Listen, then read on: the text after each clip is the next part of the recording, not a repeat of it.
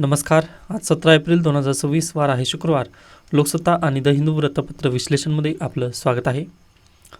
पहा, दररोज मी म्हणत नाही की व्हिडिओ शेवटपर्यंत पहा, पण आज नक्कीच व्हिडिओ शेवटपर्यंत पहा, कारण एक तुम्हाला काहीतरी दाखवायचं आहे. ओके, त्यामुळे प्लीज व्हिडिओ शक्य झालं तर शेवटपर्यंत पाहू शकता.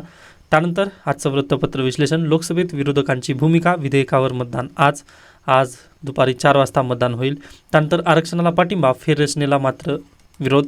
आज संसदेमध्ये याला पाठिंबा मिळेल किंवा नाही, कारण पहा, काल रात्री आपल्या टेलिग्राम चॅनलवरती मी PRS लेजिस्लेटिव्हवरील जे बिल आहे ते पाठवलेलं आहे. 131 कॉन्स्टिट्युशनल अमेंडमेंट बिल जे आहे ते मी आपल्या टेलिग्राम चॅनलवरती पाठवलेलं आहे. तुम्ही पण त्यामधून वाचून घेऊ शकता.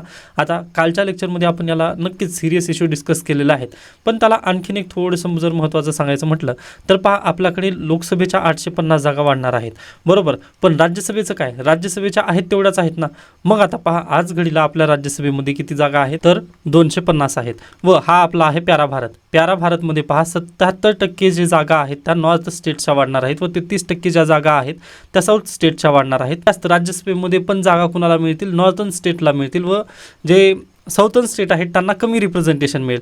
मग जर इथे कमी रिप्रेझेंटेशन झालं तर पहा ना तुम्ही, राज्यसभेमध्ये पण यांना आवश्यकता पडणार नाही, म्हणजे साऊथ स्टेटला कुणी विचारलं जाणार नाही. साऊथ स्टेटचं जे रिप्रेझेंटेशन आहे त्याचा आवश्यकताच पडणार नाही. म्हणजे एखादं मोठं विधेयक असेल, पहा जसं आज घडीला जे कॉन्स्टिट्युशनल अमेंडमेंट 368 मांडलं जात आहे, बरोबर. मग 2/3 तिथं मेजॉरिटीने याला पास करायचं आहे, बरोबर. मग आता उद्या चला पहा, लोकसभेमध्ये हे पारित होईल कारण नॉर्थ स्टेटची जागा ऑलरेडी 77% होणार आहे, बरोबर.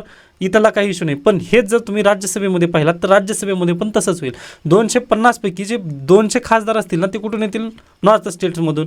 मग झालंच ना, नॉर्थ स्टेटचा पगडा जर भारी असेल, जर लोकसभा आणि राज्यसभेमध्ये जर नॉर्थ स्टेटचा पगडा भारी असेल तर पहा, एखादी पॉलिटिकल पार्टी फक्त नॉर्थ स्टेटला लक्ष करेल व याचा परिणाम आपल्या भारतीय संविधानामध्ये पण दिसेल. जर कॉन्स्टिट्युशनल अमेंडमेंट करायची असेल तर फक्त नॉर्थ स्टेटला तुम्ही लक्ष द्या.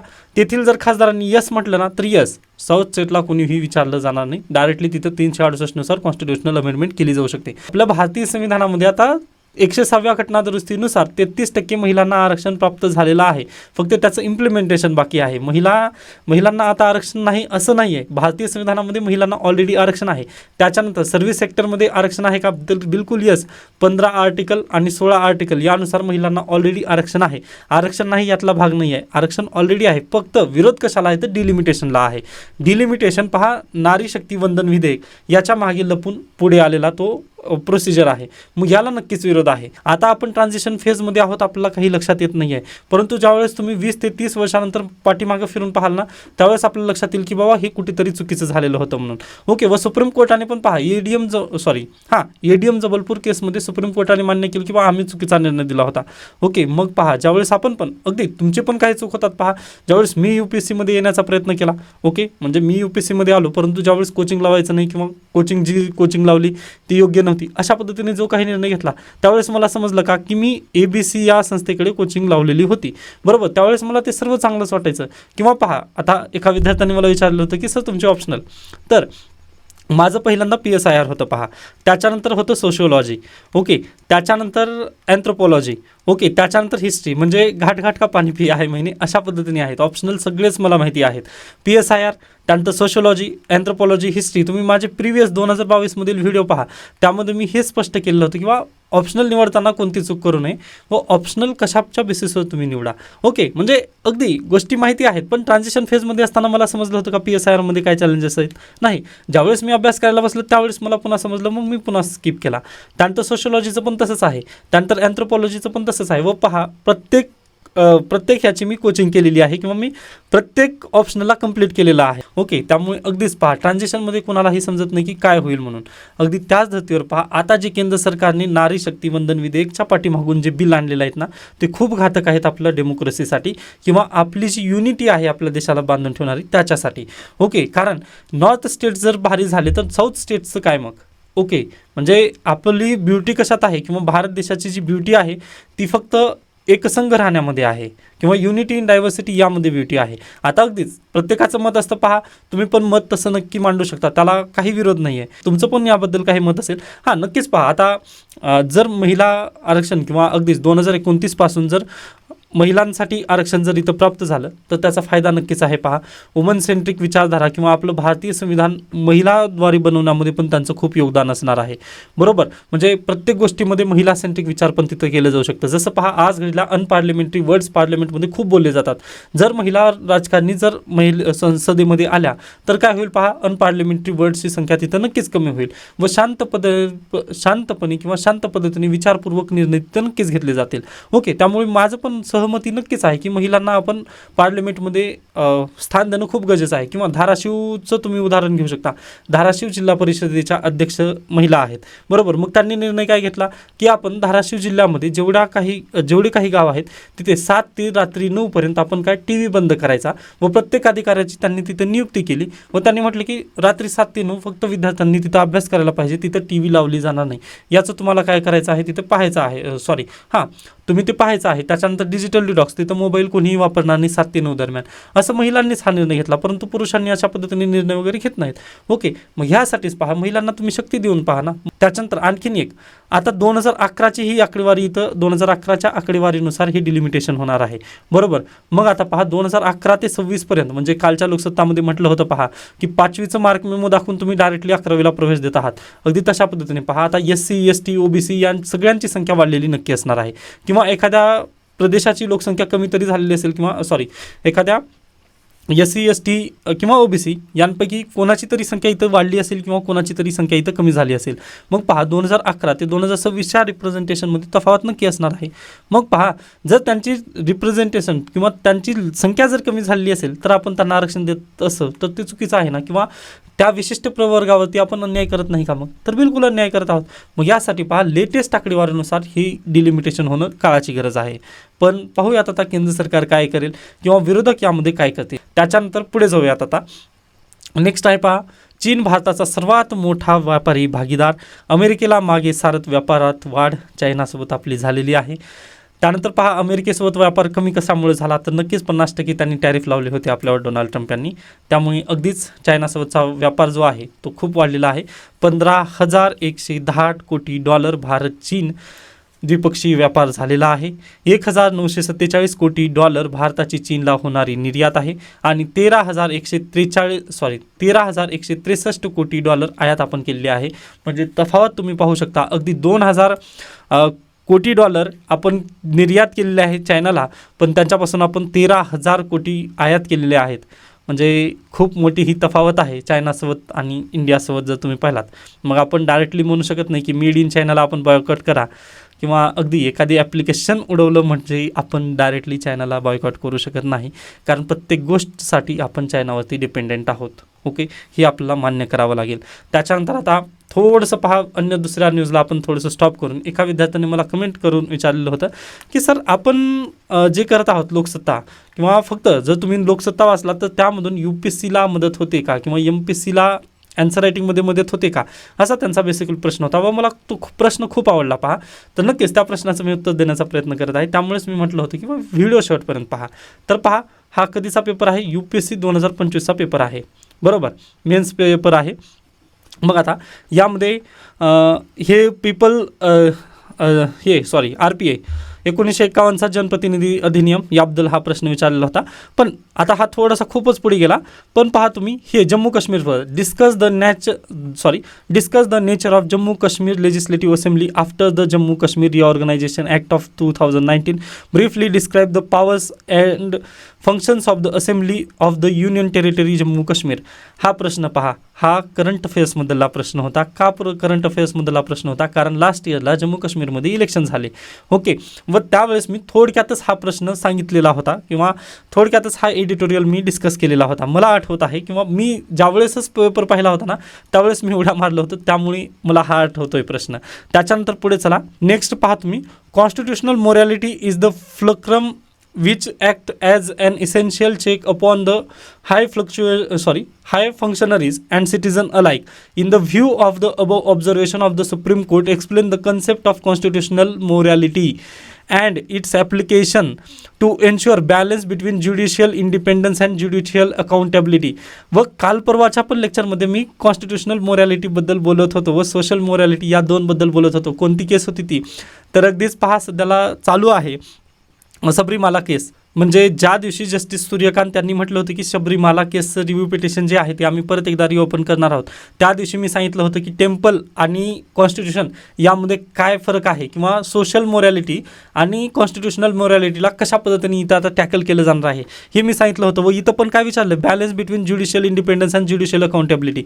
मग त्या पद्धतीने जर हा प्रश्न आला पुढल्या वर्षी की कॉन्स्टिट्यूशनल मोरॅलिटी आणि सोशल मोरॅलिटीला सुप्रीम कोर्टाने रिसेंटच्या जजमेंटमध्ये कसं स्थापन केलेलं आहे, तर तुम्हाला जे सबरीमाला टेम्पलचं जे जजमेंट येणार आहे ते लिहायचं आहे.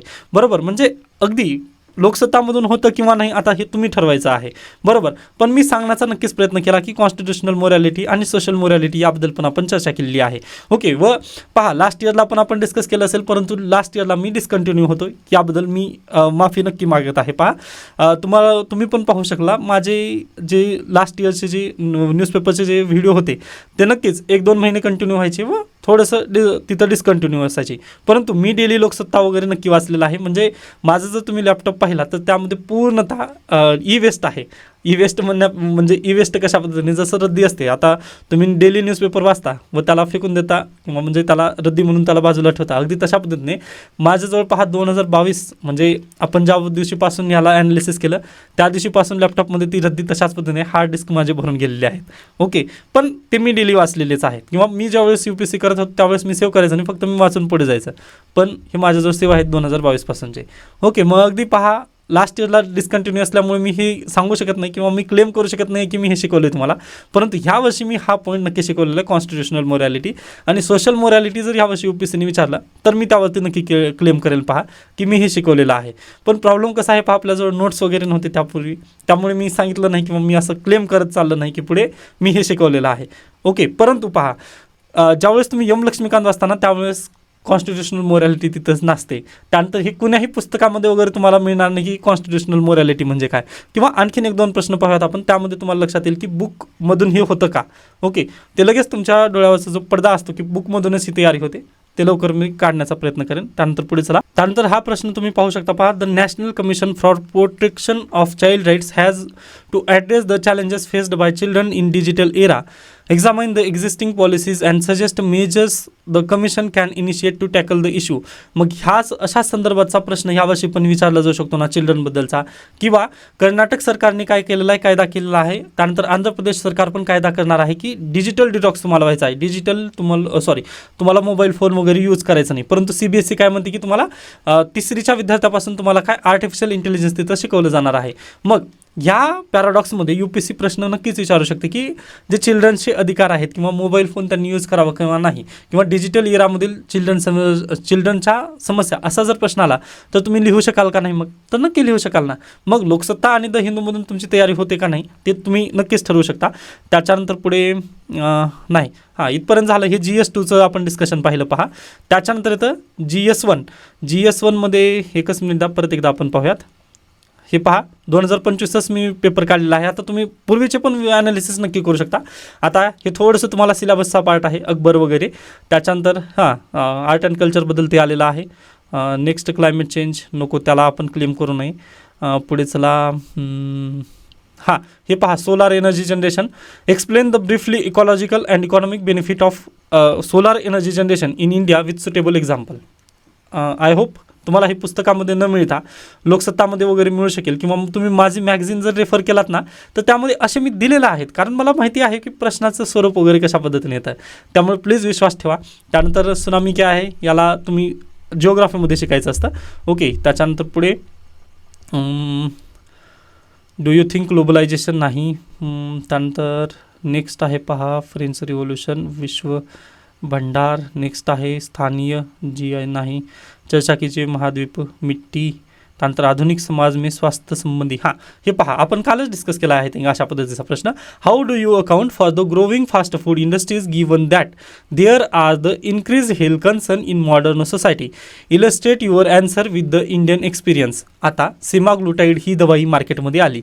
सेमाग्लुटाईड दवाई आल्यानंतर लठ्ठपणा जो आहे तो भारतीयातला, आता अगदीच कालचंच लेक्चर तुम्ही आठवा, 4 आपल्या भारत देशामध्ये 4 पैकी एकाला लठ्ठपणा आहे व 10 पैकी एका व्यक्तीला काय आहे तर मधुमेह आहे. मग यासाठी त्यांनी काय केलं आहे, सेमाग्लुटाईड ही दवाई मार्केटमध्ये लॉन्च केली. सेमाग्लुटाईड दवाई लॉन्च केल्यानंतर पहा 25 ते 40% तुमच्या बॉडीमधील जे फॅट असतं ना ते रिड्यूस केलं जातं. मग यामुळे होणार काय, तुमच्या बॉडीमधलं जे चांगलं फॅट असतं ना ते पण रिड्यूस होईल. मग त्यासाठी दुसरी दवाई येणार आहे. पण हे सगळं कशामुळे होत आहे तर मागे फास्ट फूड हसत बसलेलं आहे. पहा म्हणजे अगदी एका गोष्टीमुळे हे सर्व काही झालेलं आहे. मग अगदी पहा ना तुम्ही, इथं पण प्रश्न त्या इथं पण तोच प्रश्न विचारलेला आहे UPSCने की हेल्थ कन्सर्न कसं वाढत आहे आपलं फास्ट फूडमुळं. तर नक्कीच कालच्या लेक्चरमध्ये हे सर्व काही डिस्कस केलं नाही ना. तर फास्ट फूडमुळे फक्त पहा, आता अगदी तुम्ही पुस्तक वाचलात ना तर पुस्तकामधून हे प्रश्नाची उत्तरं तुम्ही लिहू शकत नाहीत. म्हणजे फास्ट फूडबद्दल पुस्तकामध्ये कोणता दिलेला असेल तर नक्कीच नाही. पहा यासाठीच न्यूजपेपर अनालिसिस खूप मोस्ट आहे मोस्ट IMP आहे. तुम्हाला ना त्याचं लिंकेजेस समजणं गरजेचं आहे. आता न्यूजपेपर, आता हे पहा पुढे कुठे गेला आजचा आर्टिकल, एकच मिनिट द्या. या आर्टिकलमध्ये काय दिलेलं आहे तर दुष्काळातील दौलत. ओके, आजचं सगळं आर्टिकल जो आहे तो हवामानशास्त्र विभाग आणि दुष्काळ यावर्षी पडणारा याबद्दल दिलेला आहे. पण पहा हे आर्टिकल जसंच्या तसं यूज करायचं नसतं तुम्हाला. तर अगदी हा पॉईंट किंवा हा पॉईंट कुठे यूज करायचा असतो तो पेपरमध्ये गेल्यानंतर ठरवायचं. मग अगदी मी लिंकेजेस करून देण्याचं आज घडीला तुम्हाला काम करून देत आहे. ओके, मग परीक्षेमध्ये तुमच्या कानामध्ये माझा थोडासा आवाज जरी पडला ना तर मोर दॅन सफिशियंट आहे किंवा सार्थक नक्की आहे आपलं लेक्चरचं. ओके, मग अगदी आता कालच्या लेक्चरमध्ये आपण सेमाग्लुटाईड या दवाईबद्दल बोलत होतो, परंतु त्याच आर्टिकलला तुम्ही या प्रश्नाचं उत्तर म्हणून लिहू शकता. आता अगदी कशा पद्धतीने लिहू शकता तर पहिल्यांदा तुम्ही फास्ट फूडबद्दल चर्चा करा ना. मग त्याचे इम्पॅक्ट कसं होत आहे तर लठ्ठपणा वाढत आहे. 4 पैकी 1 भारतीय काय आहेत लठ्ठ आहे आणि 10 पैकी 1 काय झालं आहे मधुमेह झालेला आहे. असं लिहिलं तर मार्क नक्की मिळतात. 250 वर्ड बस झाले. ओके, म्हणजे अगदी तुमच्याजवळ उत्तर कालचंच आहे. तुम्ही आज नक्की ट्राय करा हा प्रश्न लिहिण्याचा. किंवा पहा मला थोडंसं वेळ द्या, जूनपासून आपण हे करणारच आहोत काम. ओके, म्हणजे अगदी कमीच विद्यार्थ्यांना मी घेईन. त्यानंतर त्याचे रेकॉर्डेड क्लास वगैरे तुम्हाला मिळणार नाहीत. कारण अगदी पहा ते आपल्याजवळ यंत्रणा वगैरे तशी नाही. डायरेक्टली मी लाईव्ह अगदी स्पून फिडिंग म्हणतात ना त्या पद्धतीने मी सगळ्यांना सांगणार आहे. 1 ते 2 महिन्यामध्ये आपलं ते कोर्स कंप्लीट होईल. अशा पद्धतीने मी ढांचा वगैरे तयार करेन. फक्त विद्यार्थ्यांनी विचारलं ना की सर होतं का यामधून लोकसत्ता आणि द हिंदू जे व्हिडिओ पाहत आहे किंवा खरंच हे रिलिव्हंट आहे का, तर नक्की आता हे सर्वस्वी तुम्हाला ठरवायचं आहे की पहा 1-2 प्रश्न जरी आले एका पेपरमधून तर 15-15, 30-30 मार्क प्रत्येक पेपरमध्ये तुम्ही डायरेक्टली न्यूजपेपरमधून मिळवू शकता. म्हणजे प्रत्येक जागेच आहे तसं तर, पण मी क्लेम करत नाही आहे. त्याच्यानंतर GS 3कडे जाऊयात आपण. ओके, GS 3चं पण तसंच काहीतरी आहे, हे लक्षात घ्या.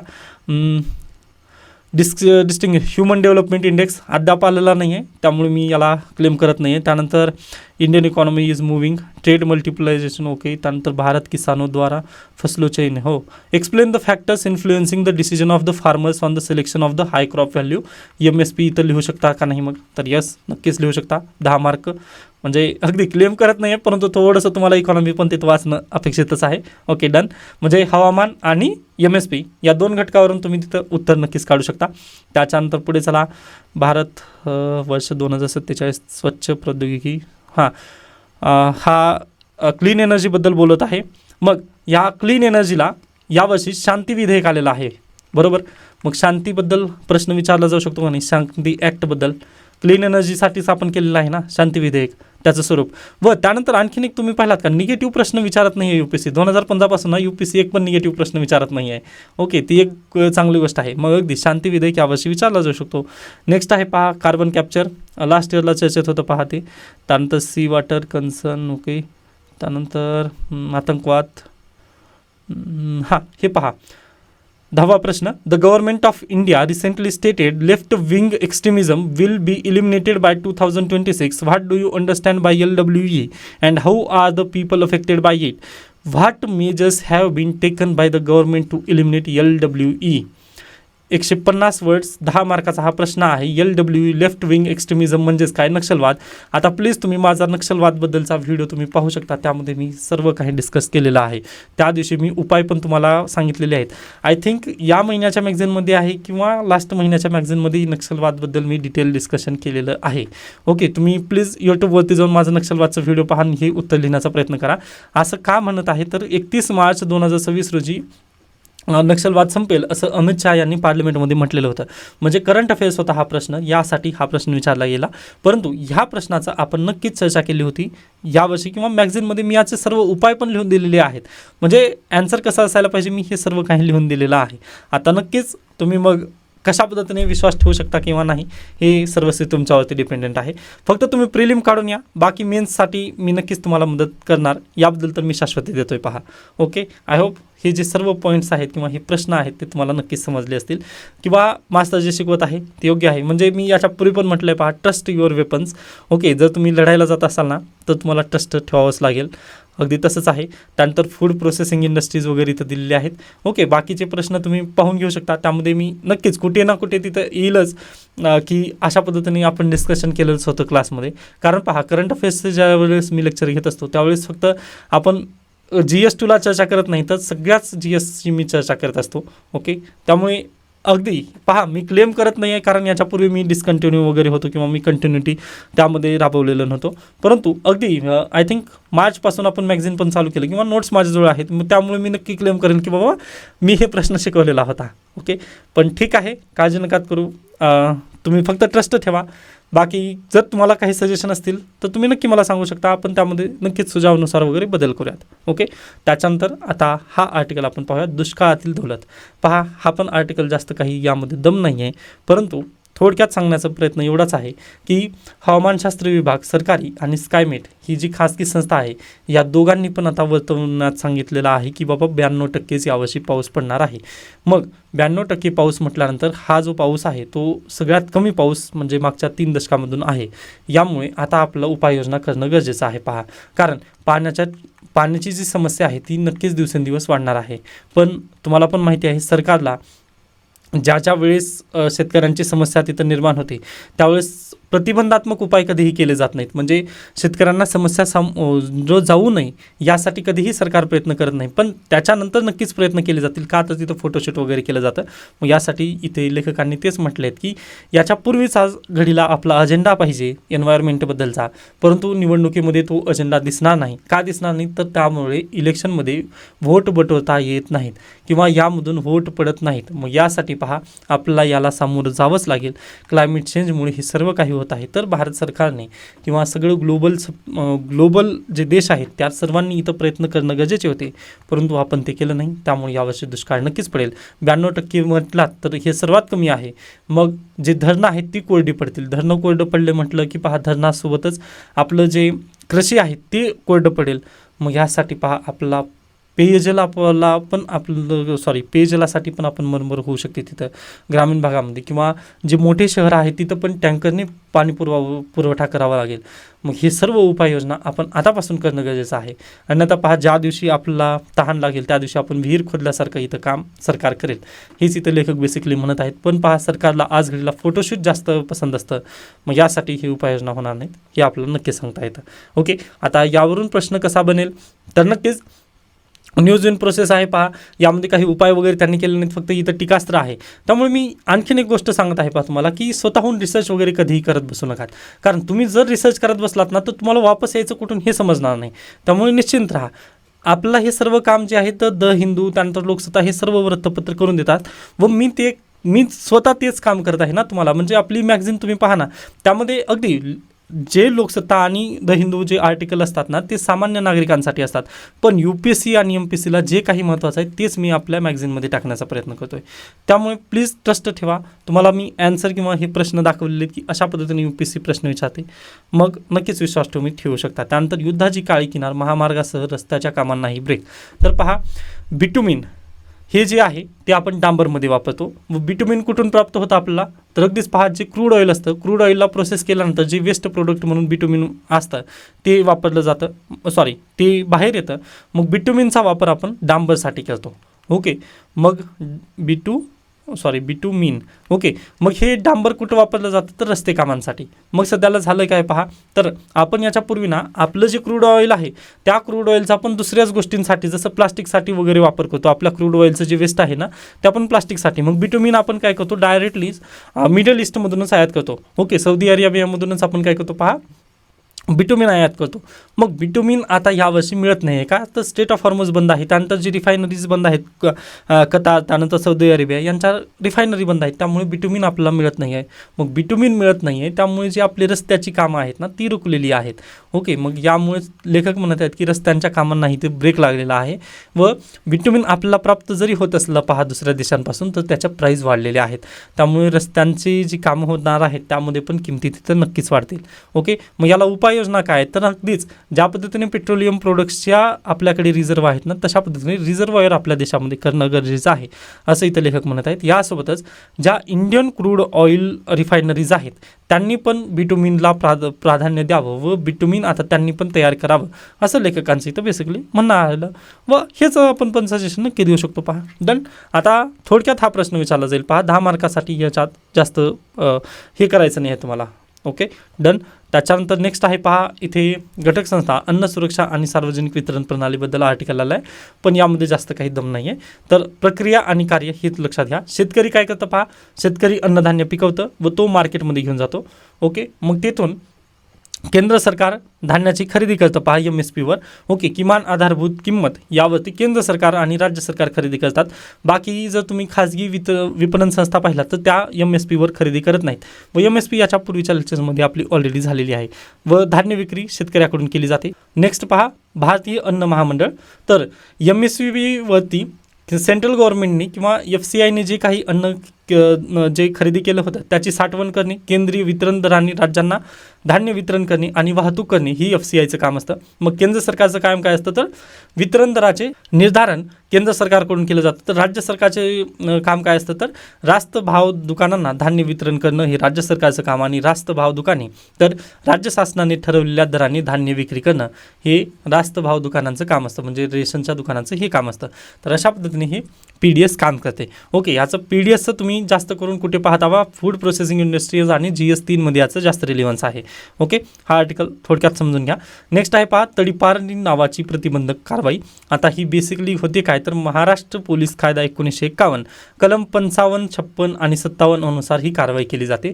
म्हणजे हा छोटूसा तुमचा A हा जिल्हा आहे व या जिल्ह्यामध्ये तुम्ही जिल्हाधिकारी असाल, मग SP द्वारे तुम्हाला जर रिकमेंडेशन आलं की हा व्यक्ती XYZ नावाचा जो व्यक्ती आहे तो आपल्या जिल्ह्यासाठी थोडासा घातक ठरू शकेल, म्हणून तुमच्या DMकडे जर तुम्ही रिकमेंडेशन दिलात SP वगैरे तशा पद्धतीने फाईल बनवून जर तुम्हाला रिकमेंडेशन दिले तर जिल्हाधिकारी कार्यालयानुसार एक आदेश काढला जातो की XYZ हा व्यक्ती 6 महिन्यासाठी किंवा 1-2 वर्षासाठी हा व्यक्ती आपल्या जिल्ह्यामध्ये दिसणार नाही असा आदेश निघतो. का, तर कायदा आणि सुव्यवस्थेसाठी मग त्याला तडीपार केलं जातं. पण हा व्यक्ती परत एकदा त्याच जर A या जिल्ह्यामध्ये जर गेला तर त्याला पहा परत एकदा पोलीस काय करतात, त्यावरती कारवाई करतात व त्याला परत जेलमध्ये टाकू शकतात व परत त्याला डिस्ट्रिक्ट मॅजिस्ट्रेटकडे उभा करू शकतात. अशा पद्धतीने ही कारवाई चालते. मग हा XYZ नावाचा जो व्यक्ती आहे तो हायकोर्टामध्ये जाऊ शकतो का, तर नक्कीच पहा पहिल्यांदा तो जिल्हाधिकारीकडे जातो व जिल्हाधिकारीकडे जाऊन त्यांनी सांगू शकतो की बाबा माझ्यावरती तुम्ही जी कारवाई करत आहात ती योग्य नाही आहे. मग जर जिल्हाधिकाऱ्यांनी त्यांचं म्हणणं ऐकून घेतलं नाही तर नक्कीच पहा अपील करत करत तो हायकोर्टापर्यंत पोहोचू शकतो, म्हणजे गृह सचिव आणि हायकोर्टापर्यंत पोहोचू शकतो. पण हायकोर्टाने पण जर ऐकलं नाही तर त्याला 2 वर्षासाठी पहा तिथं तडीपार व्हावंच लागतं. ओके, म्हणजे योग्य रिझन तिथं नक्कीच असायला पाहिजे. त्यानंतर यांची जी मुदतवाढ आहे ती परत एकदा 12 महिन्यांकडे गृह सचिवांची जी समिती बसणार आहे त्याकडून यांचं डिटेन्शन परत एकदा केलं जाऊ शकतं. ओके, हे एक पॉईंट लक्षात घ्या. आता ही कारवाई कशासाठी केली जाते, तर नक्कीच कायदा आणि सुव्यवस्थेसाठी. UPSC यावरून प्रश्न नक्की विचारू शकते, त्यामुळे हा पॉईंट मी घेतलेला आहे. कारण प्रिलिमला यावर्षी पण त्यांनी विचारलं होतं पहा ज्युडिशियल कस्टडी आणि पोलीस कस्टडीमधला फरक वगैरे विचारलेला होता. त्यानंतर आणखीन कोणता विचारला होता प्रश्न, आय थिंक राज्याची जी कायदे असतात पहा, म्हणजे कायदा सुव्यवस्थेसाठी कोणाकडे सब्जेक्ट आहे तर हे राज्य सरकारचा सब्जेक्ट आहे, याबद्दल पण एक प्रश्न विचारला होता UPSCने. त्यामुळे लक्षात घ्या तडीपार नावाची प्रतिबंधात्मक काही कारवाई केली जाऊ शकते का, तर 2 वर्षापर्यंतची ही कारवाई करण्यात येऊ शकते. ओके, मग याचे अधिकार कोणाकडे असतात, जर जिल्हाधिकाऱ्याकडे असतात. हा एक पॉईंट तुम्हाला लक्षात ठेवायचा आहे. त्याच्यानंतर शहरी भागात जर तुम्ही म्हटलात तर शहर पोलीस उपायुक्त यांच्याद्वारे ही कारवाई केली जाते. ओके, त्याच्यानंतर भारतीय दुसरे पहा याला पार्श्वभूमी काय आहे, तर 1900 मध्ये ब्रिटिशांनी सर्वप्रथम हा कायदा केलेला होता. त्यासोबतच डिफेन्स ऑफ इंडिया ॲक्ट 1939 आणि प्रिव्हेंटिव्ह डिटेन्शन ॲक्ट 1950 आणि 19 1980मध्ये आलेला रासुको राष्ट्रीय सुरक्षा कायदा यानुसार ही तडीपारीची कारवाई करण्यात येऊ शकते. ओके, याला सेंट्रल गव्हर्नमेंटनी पण पाठिंबा दिला आहे का, तर यस, तुम्ही हा पाठिंबा दिलेला आहे असं सांगू शकता. आय होप हा पॉईंट तुम्हाला आता नक्कीच समजलेला असेल. तर अशा पद्धतीने आपण आता इथे थांबूयात. बाकी कमेंट सेक्शनमध्ये मला नक्की सांगा की तुमचं काय मत आहे, जे तुम्ही UPSCचे प्रश्न पाहिलात यावरून लोकसत्तावरती विश्वास आहे किंवा नाही, हे कमेंट सेक्शनमध्ये नक्की मला थोडंसं सांगू शकता. त्यानंतर तर व्याजदर वाढ ही शक्य होईल. तर नक्कीच पहा, आता थोडक्यात मी सांगणार आहे. तर पहा, आपल्या देशामध्ये सध्याला 1600 कोटी रुपये दर दिवशी जे ऑइल कंपनी आहेत ते फटका सहन करत आहेत, बरोबर. मग इलेक्शन संपल्यानंतर पहा, ह्या ऑइल दर नक्की वाढतील. मग ऑइल दर वाढल्यानंतर पहा, ट्रान्सपोर्टेशनचा खर्च वाढेल. मग यासाठी आपल्या देशामध्ये महागाई वाढेल. मग महागाई वाढल्यानंतर RBI काय करेल, RBIचं जे पतधोरण असतं याला त्यांनी कशा पद्धतीने टॅकल करतील, मग तर नक्कीच पहा, व्याजदर वाढवतील. व्याजदर इन्क्रीज केले जातील. असं व्याजदर काय इन्क्रीज केलं जाईल, तर पहा, महागाई वाढली म्हणजेच काय, लोकांच्या हातात पैसा जास्त आहे. मग महागाई आपल्याला कमी करायची म्हटल्यानंतर लोकांच्या हातातून पैसा काढून घ्यायचा आहे. मग यासाठी RBI काय करते, पहा, लोकांच्या हातातून पैसा काढून घ्यायचा म्हटल्यानंतर आता नवीन कर्ज कोणालाही व्यक्तीला द्यायचं नाही असा निर्णय घेते. मग नवीन कर्ज जर द्यायचं नसेल तर काय करतं, पहा, व्याजदर इथं वाढवले जातील, जेणेकरून पहा फटका तिथं बसेल. म्हणजे 100 रुपयेवरती जर पूर्वी 60% व्याजदर लागायचं तर आता इथं 14% व्याजदर लागेल, डायरेक्टली दुप्पट व्याजदर लागेल.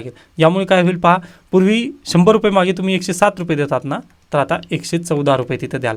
मग यासाठी पहा, महागाई वाढली तर आपण पैसा घेत नाही किंवा व्याज जास्त काढत नाही. मग यासाठीच पहा, जर महागाई वाढली तर नक्कीच इथे व्याजदर वाढेल. मग त्याचं नेमकं कारणच ते आहे की महागाईला कमी करणं किंवा नियंत्रणात आणण्यासाठी हे व्याजदर वाढवण्यात येतं. ओके, आय होप हा पॉईंट तुम्हाला क्लिअर झाला असेल. याचं डिटेल जे एक्सप्लेनेशन आहे ते आपण जर समजलं नसेल तर उद्याच्या लेक्चरमध्ये वगैरे पाहूयात. आता इथे थांबतो. याबद्दल काही शंका, काही सजेशन असतील तर नक्की मला सांगू शकता. धन्यवाद.